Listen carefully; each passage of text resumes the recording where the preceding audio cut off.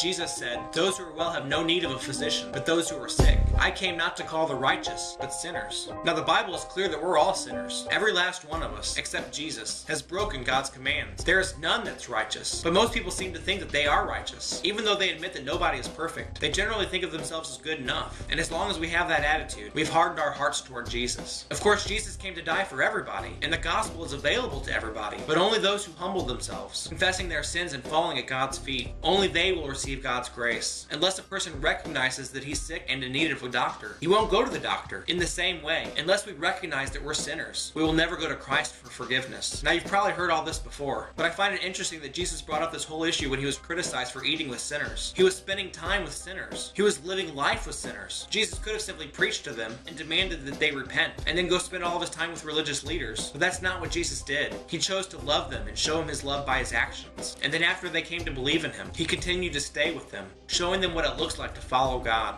I think we can learn something from Jesus here. The longer we're Christians, the more secluded we often get from the world. We tend to only hang out with our Christian friends. We create a Christian bubble around ourselves. We become uncomfortable around people who sin in different ways that we're used to, and we give off a judgmental and arrogant attitude. But when sinners wanted to spend time with Jesus, Jesus wanted to spend time with them. We too need to show unbelievers and new Christians such love and patience. How can you better show love and patience to those that society deems as sinners? Catch a ball game with a coworker? Invite a neighbor over for lunch? I think we first need to realize that we're all in the same boat here. We've all broken God's commands. And second, realize that Christ showed his love to us, and we have the privilege of showing that same love to others. God bless you, and see you tomorrow.